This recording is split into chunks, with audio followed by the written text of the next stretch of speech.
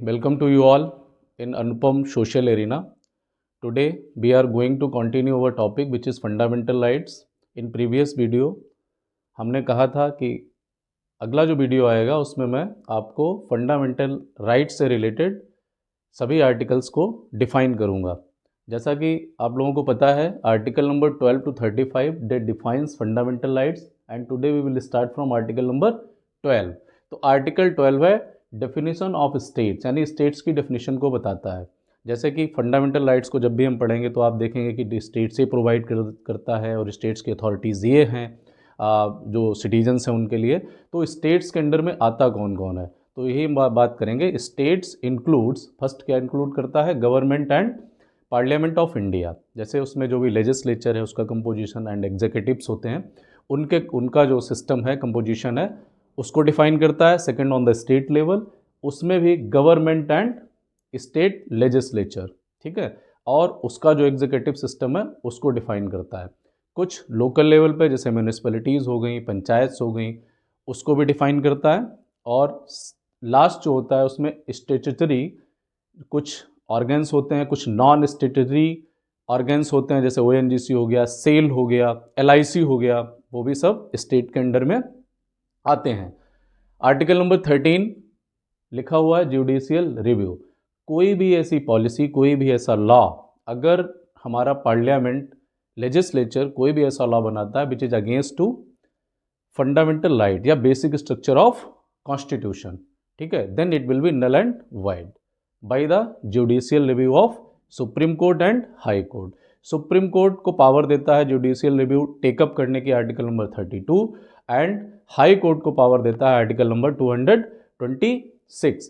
देखो कभी कभी ये भी कहा जाता है कि constitutional amendment is not the law नहीं है इसलिए उसको चैलेंज नहीं किया जा सकता है। लेकिन Kesavananda Bharati versus state of Kerala, जो कि बहुत ही पॉपुलर है केस, 1973 में हुआ था, ये चला था, ठीक है। तो इसमें एक फाइनल वर्डिक्ट आता है, उसमें क्या होता है कि कोई भी ऐसा लॉ नहीं बनाया जा सकता है जो कि हमारे फंडामेंटल राइट या बेसिक स्ट्रक्चर के अगेंस्ट हो, और fundamental right is a part of basic structure of Indian constitution. इसलिए उसके अगेंस्ट में कोई भी बेसिक स्ट्रक्चर के अगेंस्ट में कोई भी पार्लियामेंट लेजिस्लेचर कोई भी लॉ नहीं बना सकती है, ठीक है। नाउ फर्स्ट जो फंडामेंटल राइट की बात करें तो यहाँ से स्टार्ट हो जाते हैं। राइट टू इक्वलिटी, तो राइट टू इक्वलिटी आता है आर्टिकल नंबर 14 से लेकर के आर्टिकल नंबर 18 तक। तो पहला आर्टिकल हो गया 14, equality before law and equal protection of laws. Equality before law, ये जो टर्म है, ठीक है, वर्ड्स हैं जो इक्वलिटी बिफोर लॉ, ये हमने ब्रिटिश कॉन्स्टिट्यूशन से डिराइव किए हुए हैं, लिए हुए हैं। एंड सेकेंड जो इक्वल प्रोटेक्शन ऑफ लॉज, ये हमने अमेरिकन कॉन्स्टिट्यूशन से लिए हुए हैं। हालांकि आर्टिकल नंबर 14 में ये पूरी लाइन है, लेकिन इसमें आप देखेंगे कि 2 क्लॉज आते हैं, ठीक है। तो पहला क्लॉज है equality before law, we have taken from British constitution, and second one is equal protection of laws, we have taken from American constitution. अब दोनों का थोड़ा सा अलग मतलब भी हो जाता है। जैसे कि इक्वलिटी बिफोर लॉ कि मतलब no man is above the law, each and every person in India will be treated equally before law, सबके लिए लॉ बराबर रहेगा, ठीक है, कोई भी लॉ से बढ़कर के नहीं होगा। और दूसरा टर्म डिफाइन करता है जो इक्वल प्रोटेक्शन ऑफ लॉज, मतलब equal treatment on equal circumstances, ठीक है। तो कोई भी किसी का भी कोई अलग से ट्रीटमेंट नहीं किया जाएगा, ठीक है, अगर आपने एक तरह की कोई गलती करी हुई है, ठीक है। तो सबके लिए लॉ यहाँ पे बराबर है।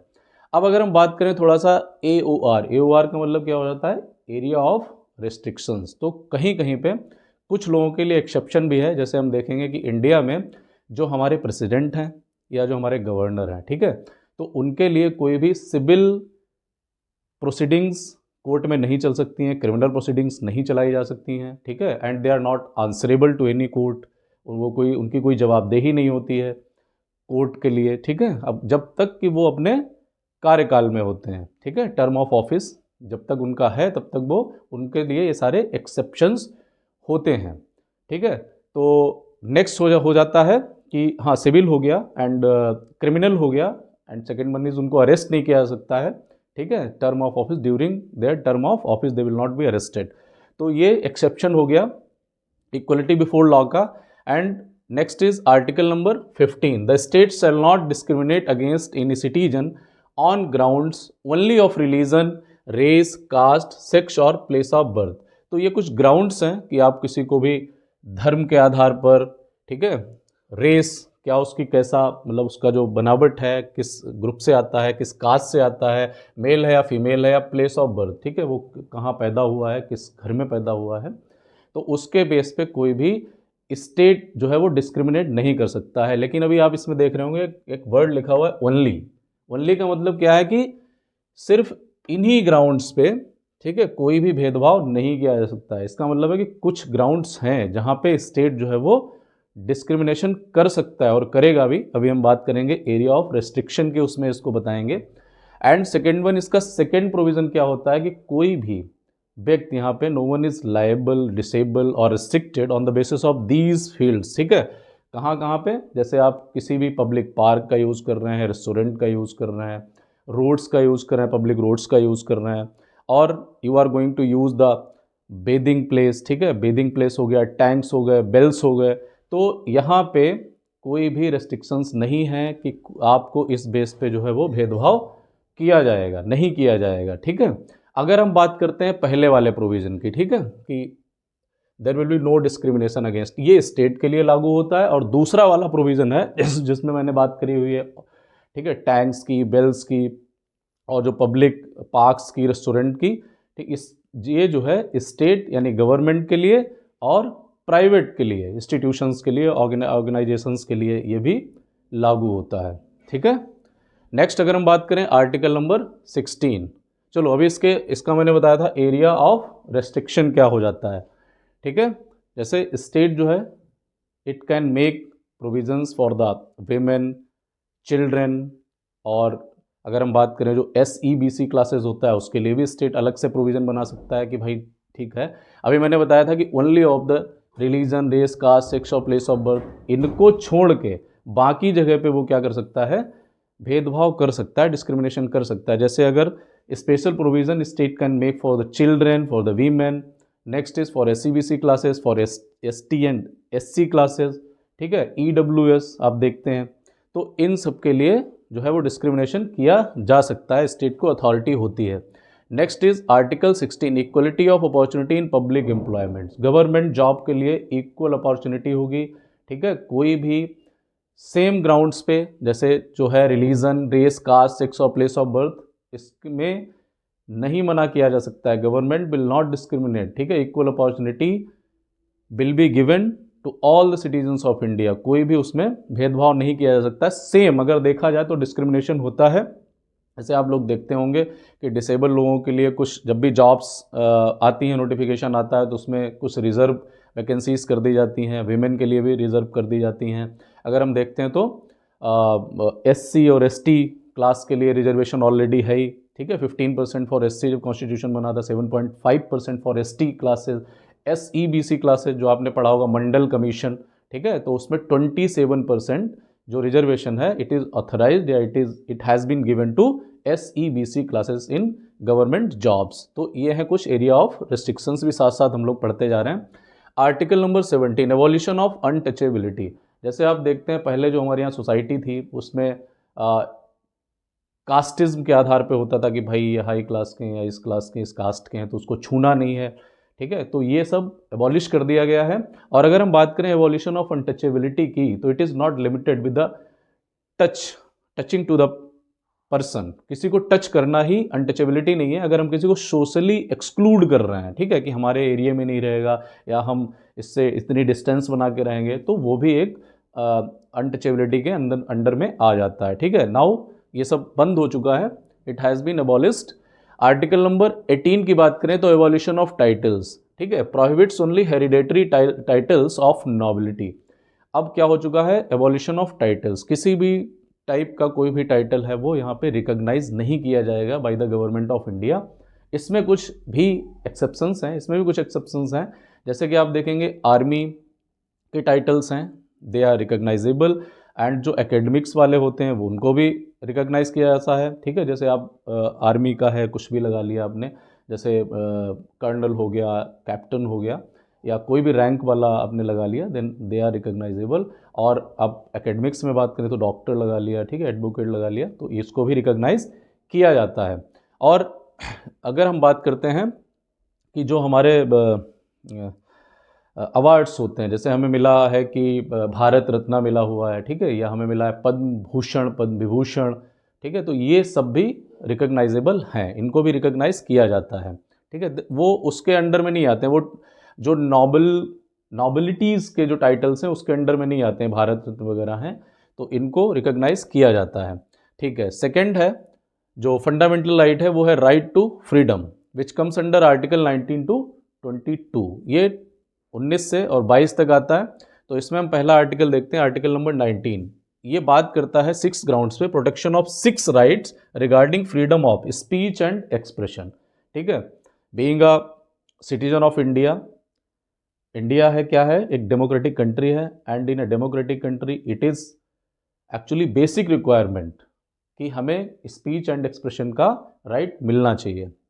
तो मिला हुआ है, लेकिन इसमें क्या होता है कि हम अपनी जो मोरल ग्राउंड है उसको ध्यान में रखना पड़ता है, और हमारे यहाँ पे कोई पब्लिक डिसऑर्डर ना हो, इस वे में हमें बात करनी पड़ती है। आप किसी को डिफेम भी नहीं कर सकते हैं, आपको फ्रीडम है, but you can not defame any of the person. मतलब अगर हम बहुत ही थॉरोली बात करें फंडामेंटल राइट्स की, तो फंडामेंटल राइट्स तो मिले हुए हैं हम लोगों को, लेकिन जब तक मिले हुए हैं, जब तक आप किसी दूसरे व्यक्ति के फंडामेंटल राइट्स को इनक्रोच करने नहीं जा रहे हो, ठीक है, तब तक आपके फंडामेंटल राइट्स आपके लिए सुरक्षित हैं, ठीक है। तो नेक्स्ट है असेंबली। आप कहीं पे भी अपना लोगों को की गैदरिंग कर सकते हो, but it should be in a peaceful manner, ठीक है, विदाउट आर्म्स एंड अम्निशन, ऐसा कुछ आपके साथ में नहीं होना चाहिए। And third point is association, ठीक है, you can form associations, unions. जैसे आप देखते हैं बहुत सारी हमारे सोसाइटी में लोग अलग अलग टाइप की अपनी रिक्वायरमेंट के हिसाब से बहुत छोटे छोटे ऑर्गेनाइजेशंस बना लेते हैं to raise their voice in front of government, ठीक है, उसकी डिमांड के लिए भी आप कर सकते हो। मूवमेंट, ठीक है, आपको फ्रीडम मिली हुई है कि आप किसी भी एक स्थान से दूसरे स्थान में इंडिया में आप मूव कर सकते हो। इसमें एक रिस्ट्रिक्शन है, जैसे कि आप शेड्यूल्ड ट्राइब्स के some specific areas are there where you can not move freely, है ना, दे आर रेस्ट्रिक्टेड। तो वहाँ पे आपको स्पेशल परमिशन चाहिए होती है गवर्नमेंट की, अगर आप जाना चाहते हैं वहाँ पे। तो नेक्स्ट है रेजिडेंस, मतलब आप कहीं पे भी घर बना सकते हो, रह सकते हो। आजकल तो नहीं है, जैसे आर्टिकल 370 रिमूव हो गया है, उससे पहले जम्मू एंड कश्मीर था, वहाँ पे आप नहीं रह सकते थे। कुछ एरियाज़ और हैं नॉर्थ ईस्ट साइड में, वहाँ पे भी आप ऐसे घर नहीं बना सकते हो। और कुछ ट्राइबल कम्युनिटीज़ के जो एरियाज़ होते हैं वो तो रेस्ट्रिक्टेड हैं ही हैं, ठीक है, उनका कल्चर, उनका ट्रेडिशन कुछ डिफरेंट टाइप का होता है, that's why it is restricted. Profession आपकी मर्जी है, आप जो चाहें वो प्रोफेशन अडॉप्ट कर सकते हैं, ठीक है, ऐसा कोई रेस्ट्रिक्शन नहीं है। पहले क्या होता था कि भाई जो कास्ट के हिसाब से लोग अपने अपने प्रोफेशन को चूज़ किया करते थे या उसको अलाउ होता था, लेकिन आज की डेट में, ठीक है, अगर कोई कारपेंटर है, उसका बेटा यूपीएससी करना चाहता है, वो यूपीएससी कर सकता है, और वो आईएएस बन सकता है, आईपीएस बन सकता है, कोई रेस्ट्रिक्शन नहीं है। लेकिन इसमें भी अगर देखा जाए तो थोड़ा सा एरिया ऑफ रेस्ट्रिक्शन है, जैसे कि आपको अगर कोई प्रोफेशन करना है तो भाई ऐसे नहीं कर सकते, उसके लिए कुछ क्वालिफिकेशन चाहिए होती है, तो वो क्वालिफिकेशन आपको पूरी करनी पड़ेगी, तभी आप उस प्रोफेशन को चूज़ कर सकते हो, ठीक है। आर्टिकल नंबर 20 बताता है protection respect of conviction for offences. देखो ये थोड़ा सा सेंटेंस थोड़ा सा टिपिकल लग रहा है, लेकिन अगर हम इसको देखते हैं 3 प्रोविजंस में, अगर हम इसको देखेंगे तो हमारे लिए बहुत ईजी हो जाएगा समझने में। इसमें पहला पॉइंट क्या, नो एक्स पोस्ट फैक्टो। इसका मतलब क्या होता है, नेक्स्ट है no double jeopardy, no self incrimination, no ex post facto. जैसे होता क्या है कि जब आपने कोई क्राइम किया हुआ है, ठीक है, सपोज, और वो प्रोसीडिंग कोर्ट में चल रही है, 5 साल 10 साल या 20 साल बाद में अगर कोई जजमेंट आता है, तो आपको पनिशमेंट वो मिलेगा जिस समय आपने वो गलती करी थी, है ना। 10 साल पहले क्या लिखा था कॉन्स्टिट्यूशन में, या क्या उसका मतलब हो सकता है आपको पनिशमेंट मिल सकता है, जो पहले लिखा था उसी हिसाब से आपको मिलेगा। 10 साल पहले की गलती है तो 10 साल वाले प्रोविज़न के अकॉर्डिंग आपको पनिशमेंट मिलेगा, ठीक है। नो डबल जियोपार्डी, इसका मतलब क्या हो गया कि एक बार, एक गलती की एक बार सज़ा मिलती है, ठीक है। ऐसा नहीं है कि आपने कोई ऐसा क्राइम केस किया हुआ है, आप गए, सपोज आपको अरेस्ट कर लिया गया, आप जेल में भी रह के आ गए, और फिर बाहर आते पुलिस फिर आपको पकड़ ले, ऐसा नहीं हो सकता है, ठीक है। Okay, and third one is no self incrimination. कोई भी एग्जीक्यूटिव्स या कोई भी ऐसी बॉडी आपको इसके लिए कंपेल नहीं कर सकती है कि आप अपने खिलाफ खुद गवाह बन जाओ, ठीक है। तो इसका मतलब ये हो गया। तो ये 3 प्रोविज़न है इसमें आर्टिकल नंबर 20 में। अब हम बात करते हैं article number 21, protection of life and personal liberty, ठीक है। तो ये हमारा फंडामेंटल राइट है कि protection of life and personal liberty. देखो, फंडामेंटल राइट्स तो मिले हुए हैं, लेकिन आप देखते हैं कि कहीं ना कहीं कभी ना कभी एरिया ऑफ रेस्ट्रिक्शंस भी थोड़े बहुत लगे होते हैं, ठीक है। तो ये protection of life and personal liberty ये मिला हुआ है हमें एग्जीक्यूटिव्स के लिए, ठीक है। एग्जीक्यूटिव बॉडी है, अगर वो कुछ ऐसा कर रहे हैं तो हमें उसके अगेंस्ट में एक्शन हम लोग भी ले सकते हैं। बट स्टेट को अथॉरिटी होती है कि वो लॉफुली आपको क्या कर सकते हैं, इस राइट से, मतलब आपको इस अधिकार से हटा सकते हैं। They can remove this right, state is having this much power only, वो भी लॉफुली। अगर आप कोई गलत काम कर रहे हैं तो आपको जो है वो इस चीज का हक नहीं रहता है, इस राइट का हक नहीं रहता है। सेकंड इज, इसी में एक है 21 alpha, right to elementary education, ठीक है। 6 to 14 ईयर्स के बच्चों को जो है वो राइट मिला हुआ है एलिमेंट्री एजुकेशन पाने का। अब इसमें बात आती है 6 to 14 ईयर्स, वो उनको अपने राइट्स के बारे में कैसे पता चलेगा। तो इसी में आपको पता होना चाहिए कि डीपीएसपी, ठीक है, directive principles of state policy, उसमें जो आर्टिकल नंबर 45 है वो इस चीज़ को बताता है कि 6 ईयर्स तक बच्चों को जो अर्ली चाइल्डहुड केयर होता है वो प्रोवाइड किया जाएगा गवर्नमेंट की तरफ से, मतलब प्रोविज़न है, दे कैन प्रोवाइड। डीपीएसपी है वो उसको इन्फोर्स नहीं किया जाता है, वो स्टेट के ऊपर होता है। और इसी में 51 अल्फ़ा जो हमारी फंडामेंटल ड्यूटी आती है, उसमें भी पेरेंट्स को ये बताया गया है कि आपकी ये ड्यूटी है कि आप अपने बच्चों को जो है 6 to 14 ईयर के बच्चों को एलिमेंट्री एजुकेशन 100% आपको दिलवानी है, ठीक है। तो ये भी एक फंडामेंटल राइट हो गया। इसमें राइट टू फ्रीडम में जो लास्ट है article, it is article 22, protection against arrest and detention in certain cases, ठीक है। तो ऐसा है कि हमें कोई भी विदाउट इन्फॉर्मेशन, पहला पॉइंट इसमें यही आता है कि हमें बिना इन्फॉर्मेशन के कोई अरेस्ट नहीं कर सकता है, और अगर बाई चांस अरेस्ट कर लिया तो बिना इन्फॉर्मेशन के तो करेगा नहीं, और बाई चांस अगर इन्फॉर्मेशन दे के उसने अरेस्ट कर लिया तो उसको क्या करना पड़ेगा, they have to produce us in front of near by magistrate within 24 hours, ठीक है। 24 आवर्स के अंदर में उन्हें हमें नियर बाई मजिस्ट्रेट के पास में प्रोड्यूस करना पड़ेगा। लेकिन इसमें एक चीज़ होती है कि भाई आपका जो जर्नी टाइम है ना, इट विल बी एक्सक्लूडेड, उसको शामिल नहीं किया जा सकता है। आप किसी सपोज यहाँ से कहीं 100 किलोमीटर दूर पे आपको जाना है, नियर बाई मजिस्ट्रेट है, वहाँ पे आपकी प्रोसीडिंग्स चलनी है या उसके लिए जाना है, सपोज कहीं रोड है वहाँ पे ट्रैफिक जाम हो गया और भी बहुत सारी समस्याएं आ सकती हैं, तो भाई इसको जो है वो एक्सक्लूड कर दिया गया है, उसको काउंट नहीं किया जाएगा, उसको काउंट नहीं करना है। एंड अब उसके बाद में क्या होता है, हमें जो जो लॉ प्रैक्टिशनर होते हैं, ठीक है, जैसे एडवोकेट हो गया, कोई लॉयर हो गया, उसको भी हम लोग कंसल्ट, जो भी हम लोग मतलब जो भी है जिसको भी अरेस्ट किया गया है वो कंसल्ट कर सकता है, उसको ये राइट मिला हुआ है, ठीक है। अब एक चीज़ आती है इसमें, एक प्रिवेंटिव डिटेंशन।